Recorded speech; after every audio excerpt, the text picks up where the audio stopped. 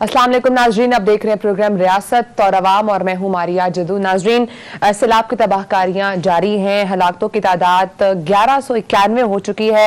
1.5 लाख से जायद मुतासरीन सैलाब जो हैं वहां पर अब उनको वबाई अमराज का भी खदशा है और उनको एक सबसे बड़ी शिकायत उनकी तरफ से सामने आ रही है, वो है इमदाद ना मिलने की। बलूचिस्तान की बात की जाए तो वहां पर मुतासरीन सैलाब की सूरत हाल शदीद हद तक तशवीशनाक है। बलूचिस्तान में हजारों मुतासरीन ताहाल इमदाद के मुंतजर हैं। तो इस वक्त जो लोग इमदाद कर रहे हैं उन सबसे यही गुजारिश है कि ज़्यादा से ज़्यादा इमदाद जो है बलूचिस्तान के इलाकों में की जाए।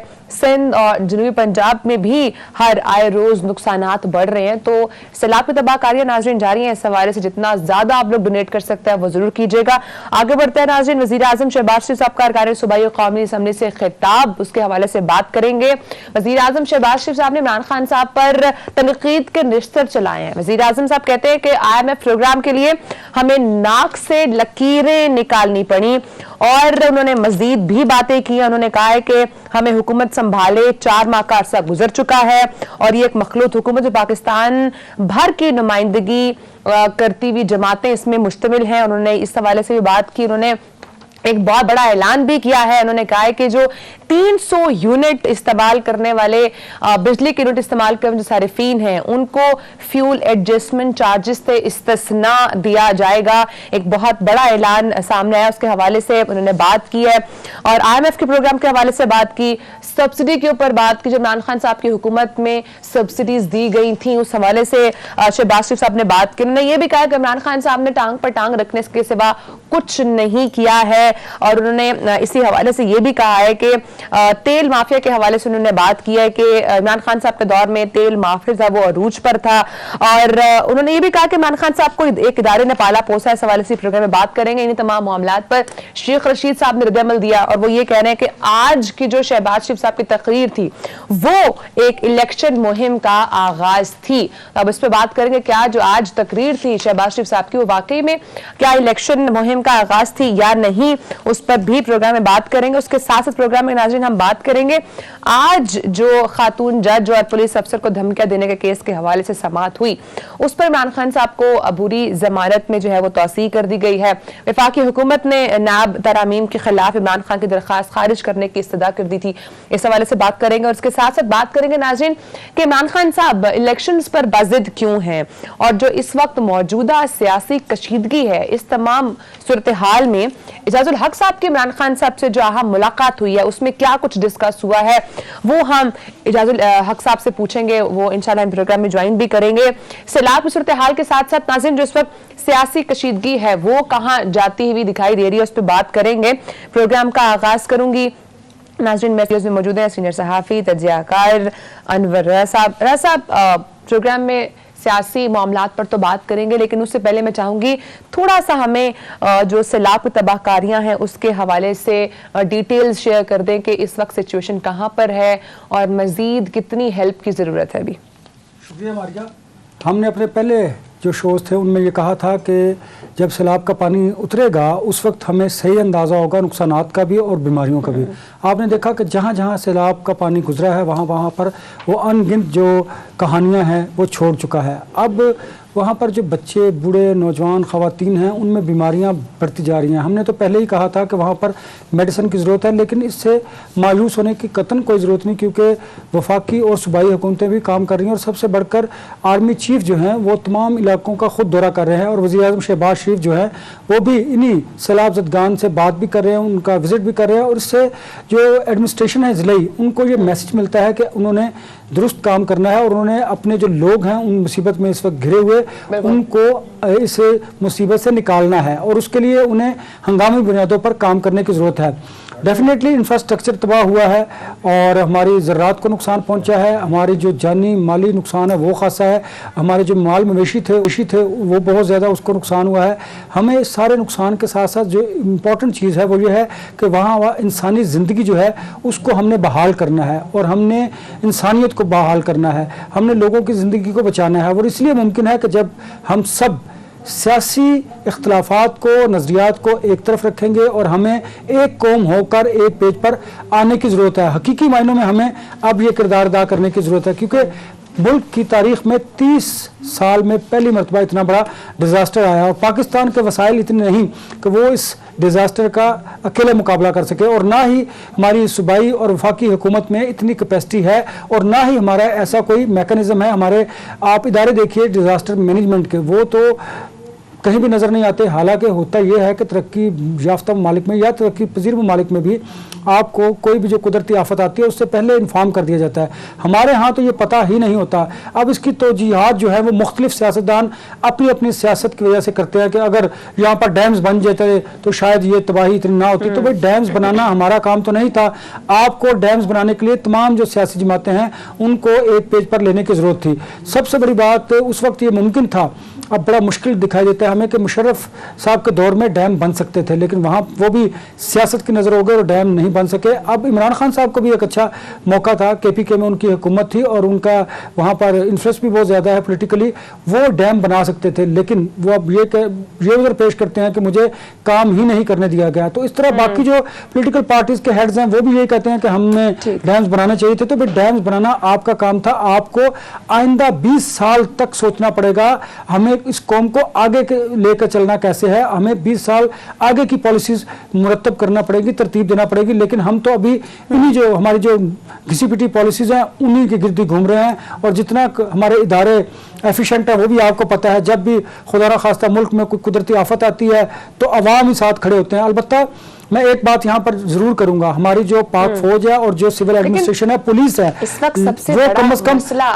हंगामी हालात में अपने लोगों को टेक कर लेते हैं। सबसे बड़ा मसला इस वक्त जो सबसे ज्यादा सामने भी आ रहा है वो वहाँ पर जो मुख्तलिफ वबाई अमराज फैल रहे हैं, खासकर जो स्किन की बीमारियां हैं, इसके अलावा वहाँ पर डेंगू और बहुत मुख्तलिफ किस्म की बीमारियां वहाँ पर फैल रही हैं, मुख्तलिफ किस्म की एलर्जीज सामने आ रही हैं।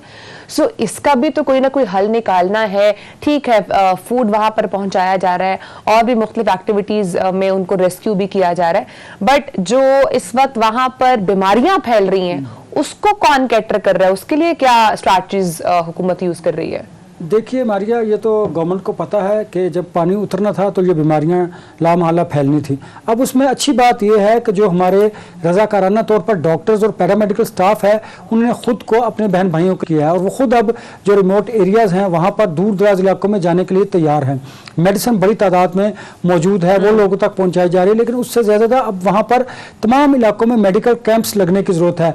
और मुझे मालूम है इस बात का भी कि जो आर्मी के कैंप्स लगे हैं रिलीफ के, उसके साथ साथ वो मेडिकल कैंप्स भी लगा रहे हैं। अब हमें ज़रूरत ये है इस बात की है कि हुकूमत को, फेडरल गवर्नमेंट को, प्रोविंशियल गवर्नमेंट्स को और जो हमारा पाक फौज का इदारा है उन्हें, और जो हमारे डॉक्टर्स हैं, पैरामेडिकल स्टाफ है, उन्हें अब इन दूर दराज इलाकों में जाना है, वहाँ जी रज़ाकाराना तौर पर वहाँ पर जाकर दिन रात एक करना है, ताकि हम वो जो बीमारियां हैं उनको फैलने से रोकना भी है, और जो उन बीमारियों का शिकार अफराद हैं उनको सेहतयाब करने के लिए उनका ट्रीटमेंट करना है।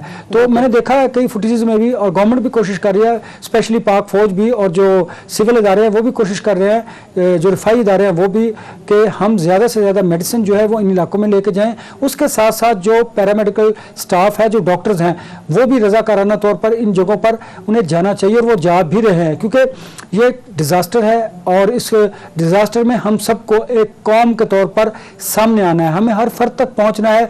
अब जो डॉक्टर्स हैं उन्हें अपना किरदार अदा करना है, जो मीडिया पर्सनस हैं उन्हें भी अपना किरदार अदा करना है, जो पॉलिटिशियंस हैं, जो मुखैर हजरात हैं, जो रिलीफ के इदारे हैं, हम सब ने मिलकर अपने इन बहन भाइयों को इस मुश्किल घड़ी से निकालना है। तो मैं समझता हूँ कि अगर डॉक्टर्स आज खुद भी ख्याल कर रहे हैं, खैर आपको पता है डॉक्टर्स का जो प्रोफेशन है, पेशा है, वो बड़ा मसीहाई एक प्रोफेशन है, और वो खुद भी ख्याल करते हैं, दिन रात मेहनत करते हैं। तो मुझे यकीन है हमारा जो डॉक्टर्स हैं, जो पैरामेडिकल स्टाफ है, उन्हें इस बात का इदराक है, और वो इस मुश्किल घड़ी में अपने बहन भाई बच्चों को टेक केयर उनकी करेंगे। हर किसी को इस सूरत हाल में, क्योंकि आए रोज नुकसानात बढ़ते जा रहे हैं, तो इनको कम करने के लिए सबको ऑन पेज होना पड़ेगा।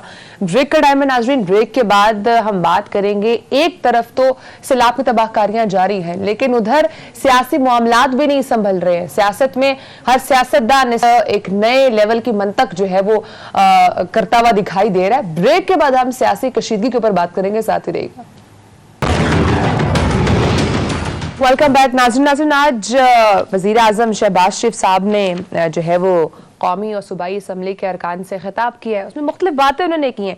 एक मेन इंपॉर्टेंट बात वो ये कह रहे थे कि हम फैसले करने में आज़ाद नहीं हैं। अनवर रज़ा साहब, अगर वज़ीर आज़म हुकूमत उनकी मौजूद है, जितनी भी पार्टीज़ हैं वो सब उनके साथ हैं हुकूमत में मौजूद, फिर भी फैसले करने में आज़ाद नहीं, तो फैसले कर कौन रहा है? देखिए, मुझे तो बड़ी हैरत हुई है प्राइम मिनिस्टर साहब की ये बात सुनकर। तो फिर आपको ये हुकूमत नहीं लेनी चाहिए थी। अगर आपको पता था तीन मरतबा आप इस मुल्क में हुकूमत कर चुके हैं, चौथी मरतबा है, और अभी तक आपको ये नहीं पता कि आपके फैसले कोई और करता है।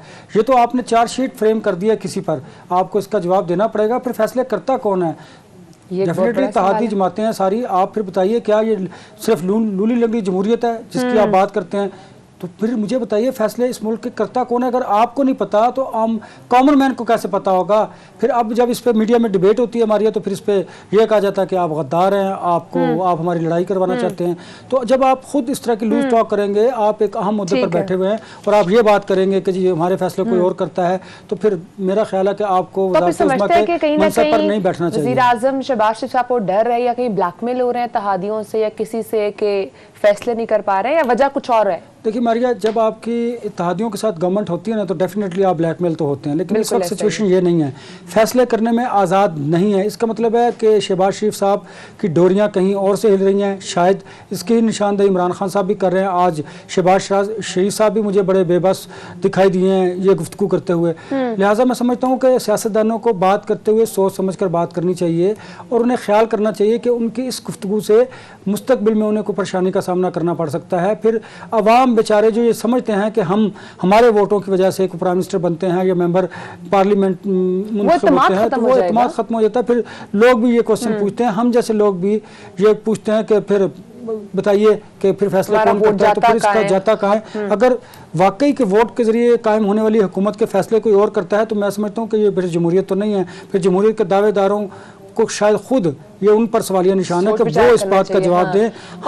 हमसे सवाल करने के बजाय उन्हें ये इस सवाल का जवाब खुद में तलाश करने की जरूरत है। और एक और बात जिन्होंने की कि IMF प्रोग्राम के लिए हमें नाक से लकीरें निकालनी पड़ी, ये इस स्टेटमेंट से I want take your comment, इस स्टेटमेंट से उनकी क्या मुराद है? देखिए, ये बात उनकी किसी हद तक दुरुस्त है, क्योंकि जिस तरह शौकत तरीन साहब की ऑडियो लीक हुई है, उससे भी हमें अंदाजा हुआ है कि इमरान खान साहब की जो गवर्नमेंट है वो नहीं चाहते कि फेडरल गवर्नमेंट डेफिनेटली कर रहे हैं। इसका इशारा तो उन्होंने डेफिनेटली इमरान खान साहब और उनकी हुकूमत की तरफ किया, और ऊपर से शौकत तरीन साहब की जो ऑडियो आ गया उसने इसको मजीद मुस्तहकम कर दिया, उनके बयानिए को, और ये एक्सपोज हो गए हैं। तो मैं समझता हूँ कि हमारे यहाँ इस रवायत को, इस कल्चर को ख़त्म होना चाहिए कि जब कोई गवर्नमेंट ख़त्म होती है तो वो आने वाली गवर्नमेंट की राह में रुकावट डालने का मतलब यह है कि आप मुल्क को नुकसान पहुंचा रहे हैं। सियासी जमात को तो, किसी हुकूमत को तो आप जुज़वी तौर पर कोई पॉलिटिकली नुकसान पहुंचा सकते हैं, लेकिन मारिया इसका ओवरऑल अगर नुकसान देखा जाए तो वो हमारे मुल्क को है। हमें कलेक्टिव सोच के साथ आगे बढ़ने की जरूरत है।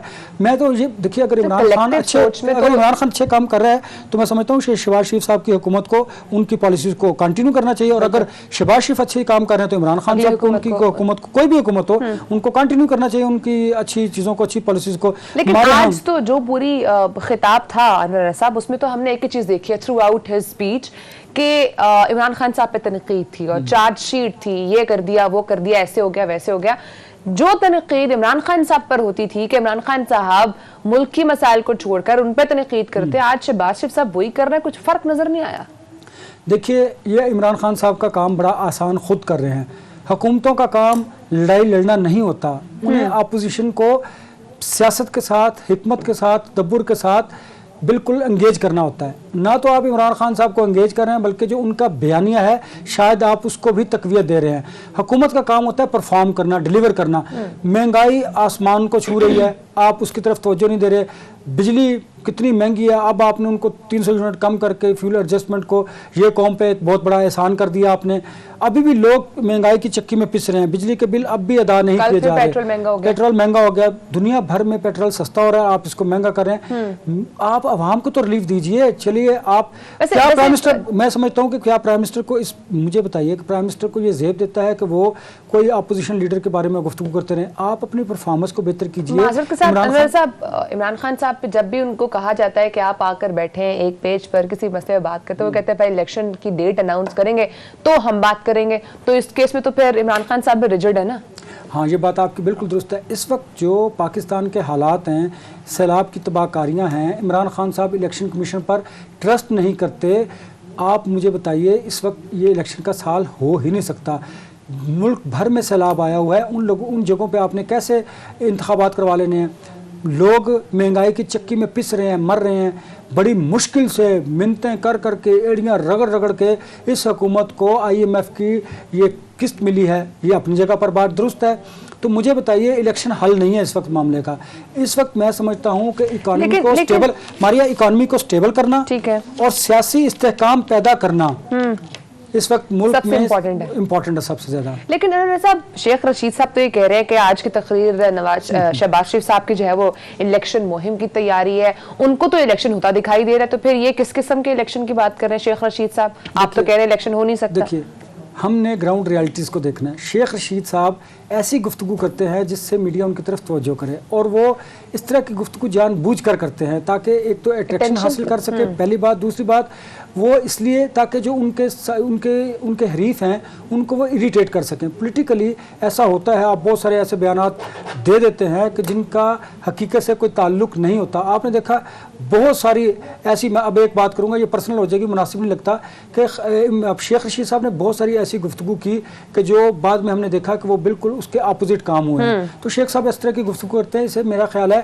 इस वक्त शायद संजीदगी से नहीं लिया जाएगा किसी भी हल्के में। उसकी वजह यह है कि सैलाब की तबाहकारियाँ हमारे इकॉनमी को तबाह कर चुकी हैं, जो पहले से तबाहशुदा थी, हमारी ज़रात को तबाह कर दिया है, हमारे लोगों की ज़िंदगी का मसला है, और हम लोगों को इलेक्शन की पड़ी है। आप पहले इकॉनमी को बेहतर कर लीजिए, मुल्क के हालात बेहतर कर लीजिए, उसके बाद तो इलेक्शन होने ही हैं। इलेक्शन में जिनको लोग वोट, वैसे भी इलेक्शन में इतना वक्त रहा नहीं है, वक्त रहा भी नहीं, और सब्र कर लीजिए, आप इलेक्शन की तैयारी कर लीजिए। वैसे भी इलेक्शन साल ही है अगर हम देखें, क्योंकि आखिरी साल है ये इसका। सो नाज़रीन, ब्रेक का टाइम है। यहाँ पे ब्रेक के बाद हमें जो इजाजुल हक साहब, उनसे बात करेंगे कि इस एक तरफ जहां पर सैलाब की तबाहकारियां हैं, उधर सियासी कशीदगी, इमरान खान साहब काफी रिजिड नजर आ रहे हैं। तो इजाजुल हक साहब क्या कर रहे हैं? क्या इमरान खान साहब को मना रहे हैं? कुछ मुख्तलिफ मुलाकातें हो रही हैं उनसे। ब्रेक के बाद हमारे साथ मौजूद होंगे, उनसे बात करेंगे, साथ रहिएगा। वेलकम बैक नाजरीन, हमें स्काइप पे ज्वाइन किया है मुस्लिम लीग ज़िया के सरबराह इजाजुल हक साहब ने। सर, बहुत शुक्रिया, आपने प्रोग्राम को टाइम दिया। अस्सलाम वालेकुम सर। कहिएगा, आपने जो ऑल पार्टीज कॉन्फ्रेंस हुई है सैलाब के हवाले से, उसको आपने मज़ाक़ा खेज करार दिया है। आपने एक ट्वीट भी की जिसमें आपने कहा, बड़ी खबर, वज़ीर-ए-आज़म इमरान खान साहब ने ऑल पार्टीज कॉन्फ्रेंस तलब कर ली है। जरा मालूम करके बताएं, कौन सी ऐसी पार्टी है जो हुकूमत में नहीं है, मोहतरम, बगैर ऐलान किए अगर काबीना की मीटिंग बुलाएं तो माशाल्लाह ऑल पार्टीज कॉन्फ्रेंस हो जाएगी। सर, किस हवाले से आप इसको मज़ाक़ा खेज करार दे रहे हैं? ये मज़ाक़ा खेज नहीं है। Thank you very much. First of all, programme में बात ये थी कि हुकूमत जो है इस वक्त उसके अंदर 15 पार्टियां तकरीबन। कोई पाकिस्तान की ऐसी पार्टी नहीं है जो कि किसी न किसी तरह से हुकूमत के साथ मुंसलिक ना हो। तो ये 15 अगेंस्ट 1 है इस वक्त, अगर मुकाबला देखा जाए तो एक इमरान खान है। तो उस दिन मेरा ख्याल है स्लिप ऑफ टंग हो गई थी वज़ीर-ए-आज़म साहब से कि ऑल पार्टीज कॉन्फ्रेंस बुला रहा हूँ। उनका मकसद था कि मैं PDM की जो है वो मीटिंग बुला रहा हूँ। PDM की मीटिंग जब कोई कहेगा तो आप समझ लें ये ऑल पार्टीज कॉन्फ्रेंस हो रही है। लेकिन देखें, इस वक्त जो हमारी सियासत है ना, वो दोनों तरफ से, मैं नहीं किसी एक को नहीं मैं कह रहा, मैं हुकूमत को भी कह रहा हूँ और मैं खान साहब को भी कह रहा हूँ कि इस वक्त 75% नहीं तो 65 और 75% के दरमियान मुल्क जो है वो सैलाब में डूबा हुआ है। 3 करोड़ अवाम जो है बेघर है और कीमतें जो है वो कंट्रोल में नहीं है। पाकिस्तान की तारीख में सबसे ज़्यादा अफरात ज़र जो है वो 27.6% वो अब आई है कि सबसे ज़्यादा महंगाई जो है अब हुई है। और हुकूमत मज़ीद बोझ डाल रही है अवाम के ऊपर पेट्रोल की कीमतें बढ़ाकर, जबकि पेट्रोल की कीमत आज $86 तक आ गई थी और 93 इस वक्त 93 पॉइंट समथिंग पे है। मतलब 30 से 50 रुपए तक पेट्रोल की कीमतें अगर कम करें तो आप इंटरनेशनल मार्केट को कम्पीट कर रहे हैं। लेकिन मसला आपका क्या है? वज़ीर-ए-आज़म की अगर आपने तकरीर सुनी हो, मुझे मालूम नहीं आपने सुनी कि नहीं सुनी, यानी जिसका आपने जिक्र भी किया था अभी जी, यानी उस तकरीर के अंदर मुझे बताएं कि किसी वज़ीर-ए-आज़म को ये जेब देता है ये बात करना कि जिस तरह से वो ऑपोजिशन के बारे में गुफ्तगू कर रहे थे, पहली बात। और दूसरी बात ये कि वो सोचे समझे बगैर कि IMF ने हमारा नाक रगड़वा के हमें पैसे दिए, इस दफा हमें नाक रगड़ना पड़ा अपना। इजाज साहब मैं एक यहाँ पे आपके सामने सवाल रखना चाहता हूँ कि शायद प्राइम मिनिस्टर ने ये बात इस तनाजुर में कही हो कि जो शौकत तरीन साहब की ऑडियो थी और जिसमें उन्होंने कहा कि IMF को इनके साथ मुआहदा नहीं करना चाहिए और किस्त जारी नहीं करनी चाहिए, शायद इस वजह से उन्होंने कहा कि पिछली गवर्नमेंट हमारे राह में रोड़े अटका रही है, ये वजह थी या कोई और रीज़न हो सकता है? देखिए, ये एक एक्सक्यूज मिल गया है। जब आप पहली बात तो ये कि गद्दारी का मुकदमा उन पे लगाना चाहिए जिन्होंने एक प्राइवेट कन्वर्सेशन को टैप किया। यानी वाटरगेट क्या चीज था अमेरिका में, जमहूरियत के अंदर क्या होता है, निक्सन को क्यों छोड़ना पड़ा कि वो लोगों के टेलीफोन टैप कर रहा था, वक्त कर रहा था। नहीं तो इजाज साहब, क्या ये मुनासिब बात है कि आप उछलें? ये तो एक अनएथिकल बात होगी कि आपने किसी का फोन रियासत के खिलाफ अगर आप कोई काम कर रहे हैं तो ये मुहिब्बुल वतनी नहीं कि आपने एक्सपोज कर दिया उन लोगों को। अपनी जगह है, उन्होंने ये नहीं कहा कि IMF के प्रोग्राम को सैबोटाज करो। जहाँ तक मैंने सुना, मैं उसको डिफेंड नहीं करना चाह रहा, मैं ये कह रहा हूँ कि उन्होंने कहा कि सैलाब आ गया, आप ये बताएं कि जो हमने वो अपनी किस्त देनी है, अपने पैसे देने हैं, वो नहीं हम दे सकेंगे, हमें वो सैलाब खर्च करने हैं। बहुत अच्छा किया मोहसिन लगारी ने पूछा कि ये कहीं स्टेट के खिलाफ तो हमारे नहीं एग्जाम होगा। और ये कन्वर्सेशन में आप बहुत सी ऐसी बातें करते हैं जो कि वैसे आप ना आप उसको उनकी बानी समझते हैं, ना आप चाहते हैं कि ये बात की जाए, लेकिन आप नीचे बैठ के कमरे के अंदर या टेलीफोन के ऊपर, मैं किसी दोस्त से कह रहा हूँ बड़ा गंद पड़ गया, हुकूमत ने ये कर दिया है, हुकूमत इजराइल को तस्लीम करने जा रही है या हिंदुस्तान के साथ तिजारत खोलने जा रही है, तो आप कल को कन्वर्सेशन सारी दुनिया। लेकिन इजाज साहब, वो तो इस गुफ्तगू में कह रहे थे कि हमारे लोगों को टाइट किया जा रहा है, इसलिए हमें उनके साथ ये करना चाहिए। ये तो वो कन्फेस कर रहे हैं कि हमारे लोगों को तंग कर रहे हैं, इसलिए हमें ये काम करना चाहिए। उन्हें रियासत की तो नुकसान का तो जिक्र नहीं किया उसने, आप खुद देखिए। इस पोजीशन पे एक साबिक वजीर खजाना को ये बात नहीं कहनी चाहिए थी, उनसे ये गलती हुई है, लेकिन ऐसी भी गलती नहीं है कि उनको आप बंदा डाल के फांसी दे दें। सही, एक प्राइवेट कन्वर्सेशन थी जिसमें ये बात हो रही थी। पहली बात तो ये टैपिंग शैपिंग के काम इनको बंद करने चाहिए, लोगों के टेलीफोन सुनते हैं, ये अनएथिकल है और ये बिल्कुल अनएथिकल है। ठीक है, ऐसा ही है। आज जो वजीर आजम शहबाज शरीफ ने तकरीर की, जिसके हवाले से भी आप बात भी कर रहे थे इजाजुल हक साहब, एक बात बड़ी अहम उन्होंने की, वो ये कह रहे हैं कि हम फैसले लेने में आज़ाद नहीं हैं। उन्होंने जैसे भी आपने बात कोट भी की कि लकीरें निकलवा कर IMF से डील जो है वो तय पाई है। इस तमाम स्टेटमेंट को आप कैसे देख रहे हैं? देखिए, ठीक है, उन्होंने एक बात ये कौम को बताना चाहिए, कौम को पता होना चाहिए कि भाई हमारी असल में सूरत हाल क्या है। लेकिन फिर आपकी जिम्मेदारी ये है कि बजाय इसके कि आप कहने के जी कि महंगाई और बेरोजगारी हमसे कंट्रोल नहीं हो रही, हमें IMF जो है वो हाथ रगड़वा रही है, लेकिन अब इस वक्त सूरत हाल ये है, इस बारे में भी वजीर आजम बताएं कि उनके आने के बाद कितना लोगों का एतमाद इंटरनेशनल इन्वेस्टर्स का उन पर आया है, कितनी हमारी एक्सपोर्ट्स जो है वो गिरी हैं, कहाँ से हमें पैसे जो है वो, कितने हमारे जो रेमिटेंसेस हैं क्यों कम हो गई हैं, क्योंकि पाकिस्तानी का एतमाद पाकिस्तान पे नहीं रहा, पूरन जिनको पैसे भेजने पड़ रहे हैं वो भेज रहे हैं, कोई पाकिस्तान के अंदर क्योंकि पता ही नहीं कि पॉलिसी क्या है। दूसरी बात यह है कि लोग इमरान खान साहब के, ईदी के, जमात दावा के, जमात इस्लामी के कहने पर तो चंदा दे रहे हैं। हुकूमत जोर दे रही है लोगों पर कि आप उस फंड में पैसे न जमा कराएं, वजीर आजम के फंड में कराएं। इजाज साहब, ये तो इमरान खान साहब और मुस्लिम लीग नून और बाकी जमातों की तरफ से दोनों पर इल्जामात लगाए जा रहे हैं। इसको हम, चूंकि ये मामला ऐसा है सैलाब का कि हमने अपने बहन भाइयों की मदद करनी है, तो इस सियासत को एक साइड पे रखते हैं। मुझे ये बताइए कि आपकी इमरान खान साहब से कई मुलाकातें हुई हैं और तजियाकार ये भी कहते हैं कि एजाजुल हक साहब इस्टेब्लिशमेंट और इमरान खान साहब के दरमियान जो है वो पुल का किरदार अदा कर रहे हैं। कितनी हद तक आपको कामयाबी हासिल हुई है? क्योंकि जब आप मुलाकात करके जाते हैं तो इमरान खान साहब उस दिन तो तकरीर बिल्कुल ठीक करते हैं, उससे वेरी नेक्स्ट डे वो फिर वही अटैक शुरू कर देते हैं। देखिए, मैं कोशिश मेरी ये है, देखिए इस्टेब्लिशमेंट की पाकिस्तान की पॉलिटिकल हिस्ट्री को अगर आप उठा के देखें, जी हम अभी तक, क्योंकि हमारे हम में कमजोरियां बड़ी हैं, हमारे हुक्मरानों के वीकनेसेस बहुत हैं, मर्दम शनासी नहीं है, करप्शन है, दुनिया के अखबारात के अंदर हमारे जो तज्जिए वो होते हैं, सैलाब में हमने पैसे खा लिए, सारी दुनिया को पता है, कर्ज उतारो मुल्क संवारो हमारे सामने आया हुआ है। तो इन चीजों के अंदर इस वक्त मैं समझता हूँ दो चीजें जो हैं पीटीआई की, उनको सही करनी चाहिए। एक तो अपनी जुबान पे काबू रखना चाहिए उनको, दूसरी बात ये कि तीरों को, खान साहब को बताना चाहिए कि भाई आप जब बात करते हैं पहले थोड़ा सा सोच कर फिर बोला करें।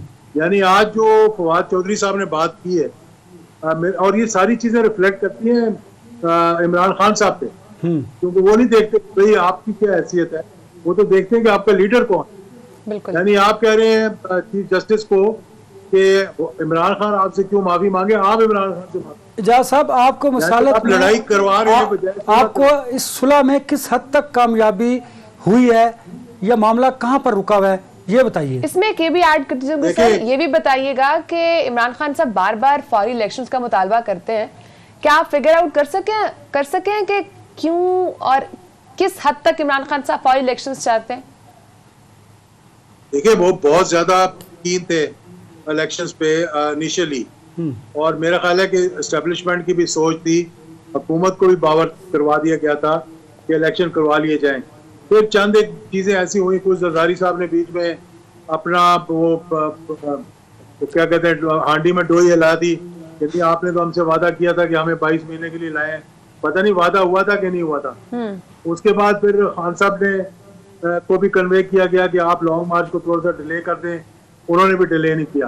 वो कीन इसलिए कि वो पब्लिक सेंटीमेंट देख रहे हैं, वो देख रहे हैं कि अगर अभी इलेक्शंस होते हैं तो उनको एक अच्छी मेजॉरिटी के साथ वो जीत सकते हैं। लेकिन अब मौजूदा सूरत हाल में मेरे ख्याल में उनको भी ये रियलाइजेशन है और हुकूमत को भी ये रियलाइजेशन है कि फौरी इंतखाब नहीं हो सकते। एजाज साहब, खान साहब और एस्टेब्लिशमेंट में सुलह के दरमियान रुकावट क्या चीज है? रुकावट रवैया है, ईगो है, दोनों तरफ से, एक तरफ से नहीं है। अच्छा। मेरे ख्याल में हर किसी को अपनी अना को पाकिस्तान से बालतर नहीं समझना चाहिए। लेकिन क्या एजाज साहब, अगर ये है कि दोनों तरफ से ईगो है, लेकिन एक तरफ से नहीं, एजाज साहब ये बड़ा इंपॉर्टेंट पॉइंट है आपका। मुझे ये बताइए कि क्या आप मुल्क के एक आला ओहदे पर फाइज रहने के बाद अगर स्टेट सीक्रेट पब्लिकली लोगों को बताएंगे तो मुझे बताएं, आप पर ट्रस्ट डेफिसिट होगा कि नहीं? नहीं, बिल्कुल होगा, क्यों नहीं होगा। तो फिर एस्टैब्लिशमेंट तो अपनी जगह पर दुरुस्त दिखाई दे रही है कि हमने जो सीक्रेट्स शेयर किए थे खान साहब के साथ वो तो पब्लिकली डिस्क्लोज कर रहे हैं। अब मुझे पता नहीं आप कौन से सीक्रेट्स की बात कर रहे हैं, कोई ऐसी बात तो मेरा नहीं ख्याल। इमरान खान साहब ने कैटेगोरिकली कहा था कि मुझे एजेंसीज की तरफ से करप्शंस के बारे में बताया गया, केसेस के बारे में बताया गया। नहीं मारिया, आप बोल रही हैं, उन्होंने ये भी कहा था कि चीफ इलेक्शन कमिश्नर मैंने नहीं लगाया, मुझ पर दबाव था। तो मुझे ये बताइए क्या ये, हाँ बहुत सारे इस तरह के स्वीपिंग स्टेटमेंट्स हैं जो वो उनकी नजर में है, क्या इस तरह? अच्छा, मैं आपको एक बात, मैं आपकी बात समझ गया हूँ, बिल्कुल डेडलॉक हुआ था। ये भी मैं बता दूं कि जो हमारे चेयरमैन नैब थे उस पर भी डेडलॉक हुआ था, ना हुकूमत की तरफ से आए थे ना ऑपोजिशन की तरफ से आए थे, वो भी वहीं से आए थे जहां से चीफ इलेक्शन कमिश्नर आए। अच्छा, तो जब भी कभी डेडलॉक हो जाए तो फिर किसी ना किसी को तो बीच में करना पड़ता है, और जब आप इतना रिलाय कर रहे हैं हर चीज के लिए कि आपकी सारी जो ट्रबल शूटिंग है वो एस्टेब्लिशमेंट करे या अदारे करें, तो फिर लाजमी बात है कि वो भी आपको डायरेक्शंस देंगे कि आप ये करें या ये ना करें। बहुत सी डायरेक्शंस आई। मैं एक स्पीच जो चीफ ऑफ आर्मी स्टाफ ने की थी लाहौर में वेटरन्स को, जो कि बाद हर जगह कोर्ट हुई, जिसमें उन्होंने कहा कि हमने कहा गुज़दार को हटा दो, इन्होंने नहीं हटाया, हमने कहा अलीम खान को लगा दो, इन्होंने नहीं लगाया। तो ये बातें भी तो एक किस्म की नहीं करनी चाहिए थी, मैं समझ रहा हूँ। बिल्कुल, दोनों तरफ से ईगो और रिजिडनेस रही है। सर ये भी कहिएगा कि अब ओवरऑल अगर मैं बात करूं फ्यूचर एस्पेक्ट से, तो केसेस इमरान खान साहब पे कहां जाते हुए दिखाई दे रहे हैं? ओवरऑल पॉलिटिकल सिचुएशन कहां जाती हुई दिखाई दे रही है सर आपको? देखिए, पहली बात तो ये है कि इस चीज पे कंसंट्रेट नहीं करना चाहिए कि हमने खान साहब को नायल करना है या पीटीआई को बैन करना। मेरे ख्याल में we are beyond that now, और आप डेमोक्रेसी को टोटली डिरेल कर देंगे। दूसरी बात यह है कि खान साहब को भी थोड़ी सी तवज्जो देनी चाहिए और इस्टेब्लिशमेंट को भी थोड़ी सी लचक दिखानी चाहिए। मैं समझता हूँ कि इतने हार से रवैया रख कर आप मुल्क को सजा दे रहे हैं, अपने आप को नहीं दे रहे आप, क्योंकि सब ने चले जाना है, रहना तो पाकिस्तान ने है ना। इजाज साहब, आपकी गुफ्तगू से क्या मैं ये नतीजा अखज़ कर सकता हूँ, या मुझे ये खदशा है कि क्या इमरान खान साहब को नाअहल किया जा सकता है तोशा खाना में या फिर वो फॉरेन फंडिंग केस में? एक सोच बिल्कुल ये थी।